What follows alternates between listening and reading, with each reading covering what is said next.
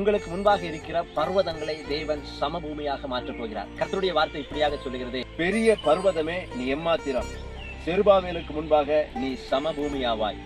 எவ்வளவு பெரிய பர்வதம் போல பிரச்சனைகள் வந்தாலும் போராட்டங்கள் வந்தாலும் உங்களுக்கு முன்பாக அது உருகி போகும்.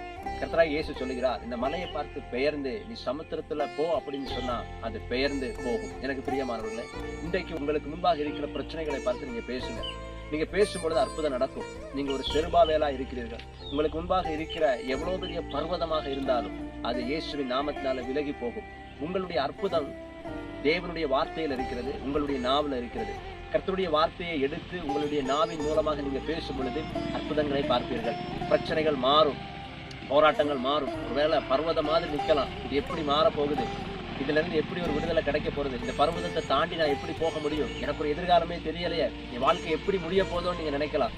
நான் சொல்லுகிறேன், இயேசுவின் நாமத்தினால கர்த்தருடைய வார்த்தையை எடுத்து விசுவாசத்தோடு பேசுவீர்கள் என்றால் ஒரு பர்வதம் உங்களுக்கு முன்பாக இருந்து அகன்று போவதை நீங்க பார்ப்பீர்கள். உங்களுடைய வாழ்க்கையில கர்த்தர் பலத்த காரியங்களை செய்வார். செருபாபேலே, உனக்கு முன்பாக இருக்கிற எல்லா பர்வதங்களையும் கர்த்தர் இடித்து போடுகிறார். உனக்கு முன்பாக இருக்கிற எல்லா மலைகளும் சமபூமியாக மாறப்போகிறது. கர்த்தர் இந்த வார்த்தையின் பிரகாரமாக உங்களுடைய வாழ்க்கையை மாற்றப் போகிறார். Have a nice day. God bless you.